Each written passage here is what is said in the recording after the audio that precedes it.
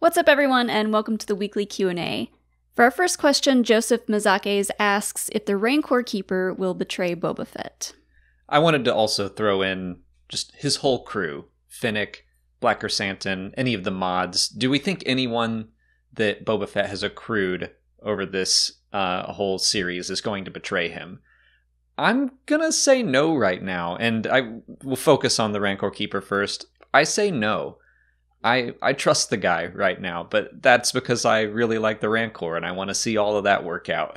Yeah, I'm not seeing any betrayals happening anytime soon. Just the Rancor Keeper just seems so wholesome. Like he's so in tune with the emotions of the Rancor that he is genuinely like, yeah, it's depressed.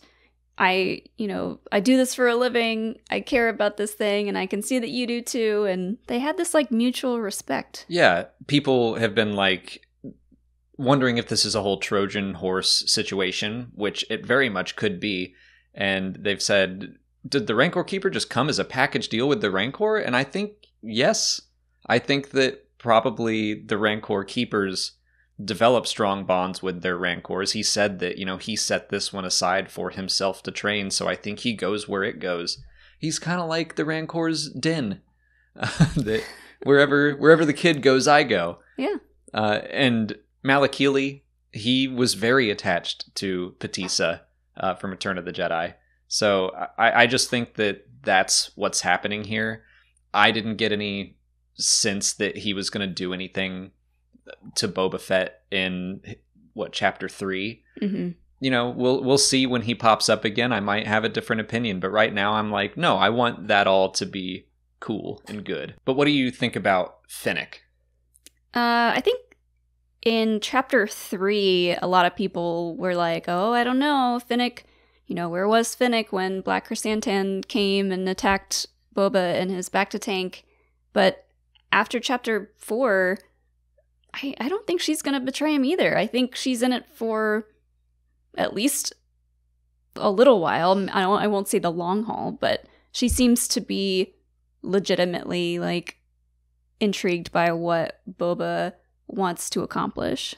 I think she is in it for the long haul. I think that she likes Boba Fett and sees greatness in him because he sees greatness in her. Does she like him? I don't know about that. I think that they're just on the same team. Yeah. They're building a tribe together.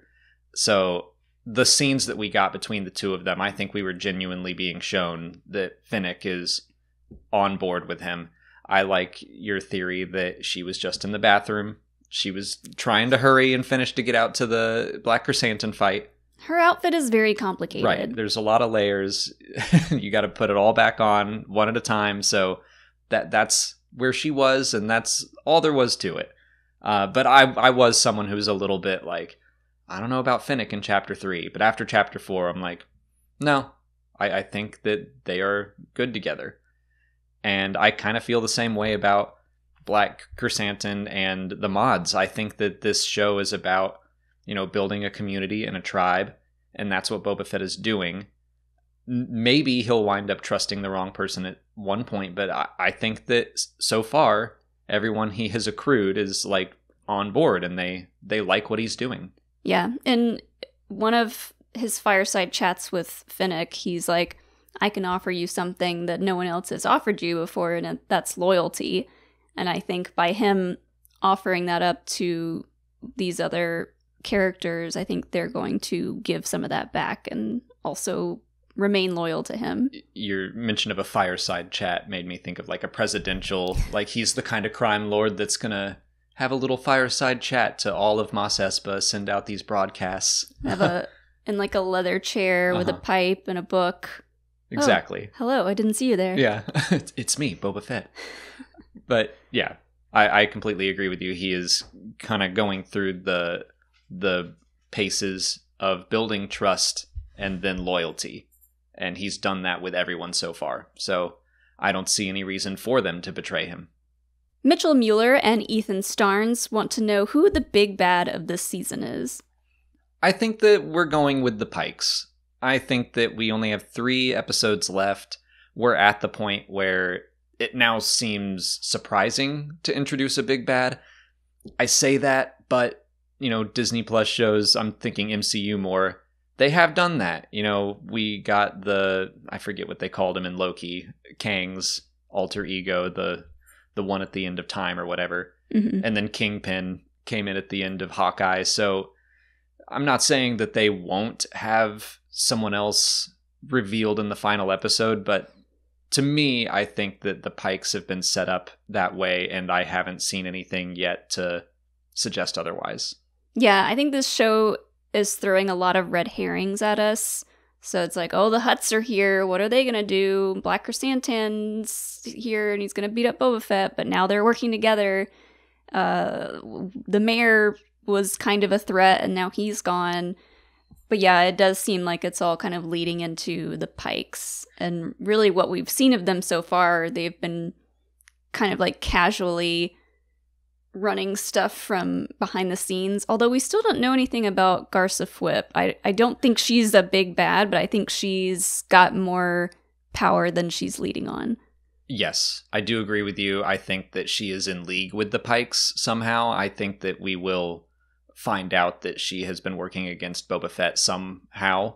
But yeah, I don't know. I think that part of the reason I want it to just be the Pikes is because we've been bounced around so much where it's like, it's the mayor, and no, he says to go see Garsa Fwip, and then she's like, no, the Hutts are here, and now the Hutts are gone. And I think that the Hutts are still involved in the sense that they're like, maybe Boba Fett and the Pikes will just kill each other, and then we can swoop back in. So I'm not counting them out, but for now, I hope that they just settle on one big bad, Mm-hmm. and let's deal with that. I think that they might bring in some familiar personalities, and we'll get to that. But yeah, I don't want to keep on bringing in someone else and then like shooing them away an episode later. Yeah, it feels like we've compared this show to a video game a lot, and it does feel like all these mini bosses are leading up to the big super boss fight at the end with the Pikes. Really Good Username asks if we'll see the Cad Bane versus Boba Fett duel in present day or in flashbacks.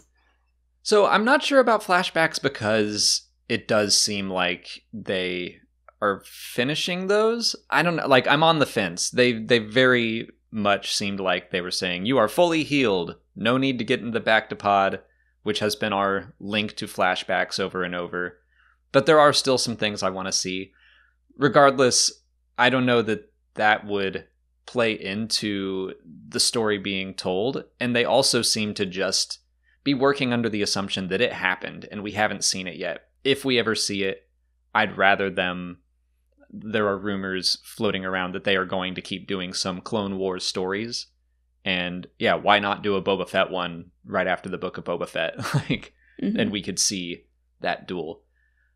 But I do kind of think Cad Bane... hope Cad Bane will be in this story, and I think I see a way for him to come in. Yeah, I think it would be really cool if we got an episode where we knew Cad Bane was going to show up, and maybe at some point in the episode, he's not going back into the Bacta tank, although I guess he could still if he stubbed his toe. Right. But I mean, if he's just like taking a nap and thinking already about Cad Bane, he could have a little dream sequence about his good old days when he got his helmet shot in. Yeah. I think that we will see a showdown, but I don't know that it's going to be like the showdown that we've been teased in the Clone Wars. Ben wants to know how the 5-year timeline of the flashbacks played out. Where did Boba Fett spend most of his time? Yeah. Was he in the Sarlacc for a long time, or was he with the Tuscans for a long time? I think it was with the Tuscans. I think he spent most of his time on the back of a bantha going to and from towns. Yeah. But yeah, I think he spent most of his time working with the Tuscans, because they wouldn't have just learned to trust him, like, quickly. Right. I do think, and especially the way that he talks about them so fondly, it seems like it went by really quick, but there's no way he would think of them that fondly if they were only nice to him for a week. because at first he was enslaved, and then he broke out of that, and then he was accepted into the tribe. I'm sure that took a while he was just training with the warrior. So I think that most of those 5 years were probably just meant to be with the Tuscans. Does it all line up? Not really. I don't think they were meaning for that to happen. We also don't know exactly when The Mandalorian and the Book of Boba Fett take place, but he did say in the Sarlacc pit, like, that's where I was all those years ago. He said that in chapter 4. So years have passed, and I think most of that time had to have been with the Tuscans. Yeah, I don't think anyone's doing any, like, exact timelining of these events and these episodes, because I think you've compared it in the past to, like, Empire Strikes Back. If you take a really good close look at the timeline, some stuff doesn't really add up, and you know what? That's okay. Yeah, it's like, okay, Luke was with Yoda for 2 days, and now he's ready to go face Vader. Well, Yoda says he's not, but that's it. That was like the extent of his Jedi training. It's like, no, he was probably there for much longer. But, you know, it's a movie, and they're just trying to tell the story about the characters, and they're more concerned about that than making, like, a perfect history for the timeline. Like, that's what us nerds do after the fact. Damien Vonderhaar asks where everyone is getting so much wood for campfires on Tatooine. I thought that was a great question because it didn't dawn on me. But yeah, there were 3 campfires in chapter 4. We saw the big bonfire with the Tuscans in chapter 2. Where are they doing this? How is there so much wood for fire? I mean, that's a good question. Maybe there's a bunch of trees on Tatooine that we just don't see. Because at this point, they would have all been chopped down for firewood. Or ripped up for gaffy sticks. Like, we saw that one. I mean, Boba Fett was high when he saw it, so who knows what that really was. You have to go on an acid trip vision journey anytime you need firewood. Yeah, you pull it out of your vision. That's the only time you can see the trees. That's it. Tatooine's a very mystical place. You have to get high, find a tree in your vision, and then if you can do that, you get firewood. So anytime you see a campfire, someone got really high and then found mystical wood and they burned that. Or, you know, the Tuscans are able to find water in the Black Melons. They know how to dig for that. They know how to hunt. They just know how to find wood too. It's buried around, I guess. Yeah, it's like a video game. Like, there are just they supplies. Go around and they punch the sand until wood pops out. Yeah, there are supplies hidden literally everywhere. You just have to, like you know said, where to look. Punch. Take your sword to some bushes. You'll find what you need. On to YouTube questions. Blazecap asks, if Bossk were to appear in the Book of Boba Fett, would he be enemies with Boba? I think it could go either way. Bossk probably just would align himself with whoever paid the most. But I see conflict in Bosk's future no matter what, because if he sides with the Pikes, if he's in this story, then yeah, he'd be an enemy with Boba. The last time they saw each other in the War of the Bounty Hunters, Boba left him for dead. So I don't think Bossk would be all that thrilled with Boba Fett. But if he does side with Boba, he'd be working with Black Krrsantan. And Krrsantan would probably have some things to say or do or rip off of Bossk. I think it would be really cool if Bossk showed up in this, because I think they've done a really good job so far in setting up an entrance for him. We know that Black Krrsantan has a grudge against Trandoshans, and we know Trandoshans are like one of the families kind of in charge on Tatooine, so it would be really cool to see him pop up, and I think most people would understand like the dynamic. Yeah, the end of chapter 4, they say they're going to go hire some muscle, and obviously they hint towards Din. Maybe that's it. Maybe they're going to go approach Din and be like, we need some help, and we like you, so come on. Or maybe they're going to be big shot gangsters putting a crew together, and they're going to fly around, and they're going to pick up Bossk, and then like it could be another War of the Bounty Hunters, where they get a bunch of their old acquaintances, the Pikes hire a few people, and then they fight. I just had a random thought, but we know at this point Boba Fett loves adorable creatures. Of course he does, yes. What if the only reason why Boba wants to get Din involved is because of Grogu? And then he shows up and he's like, what do you mean some Jedi took the kid? The kid's not here? Like, forget it. Get he out. Just leaves. Yeah, go home. Glenn Richards wants to know why the Pike Army arrived on Tatooine using public transportation.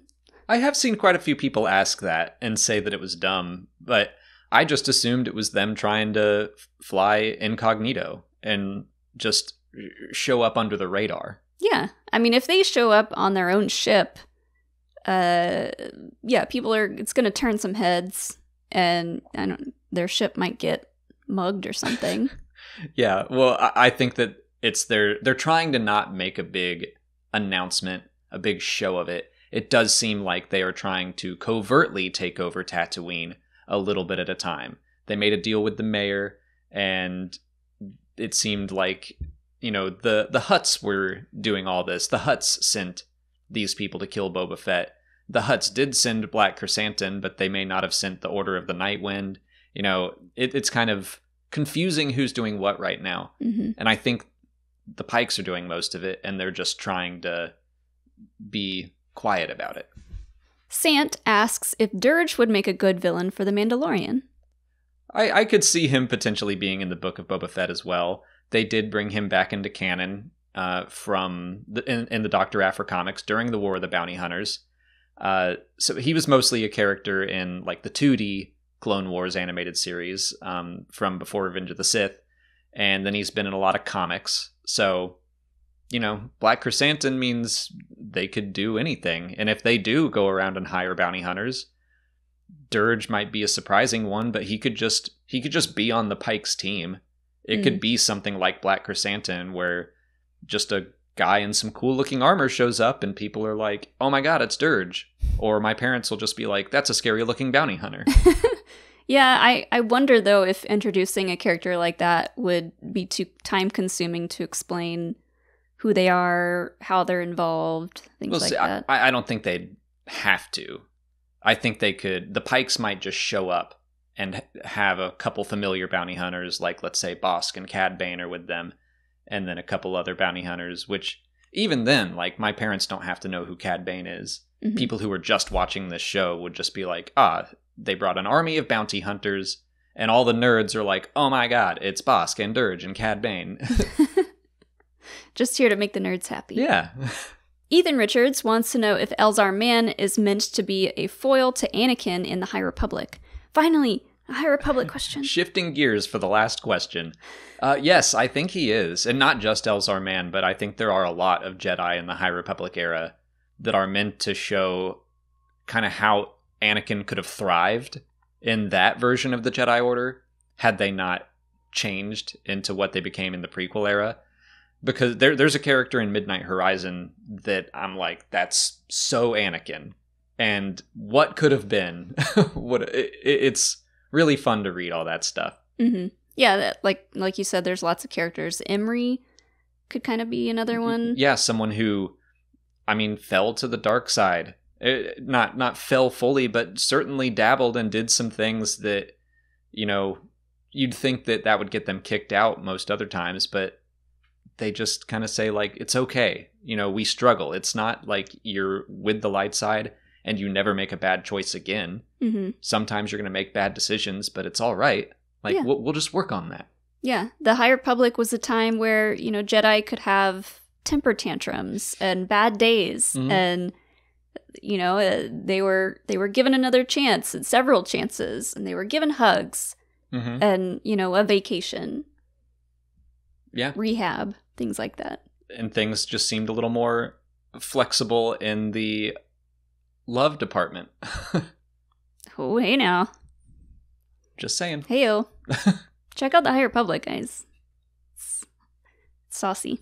That's all the time we have for questions today. If you want to leave a question for next week's video, just put it in the comments below or sign up for Patreon to join our weekly Q&A discussion. If you haven't already, please like this video, subscribe to the channel. Follow us on Twitter, Instagram, Facebook, and TikTok. And as always, thanks for watching, and may the Force be with you.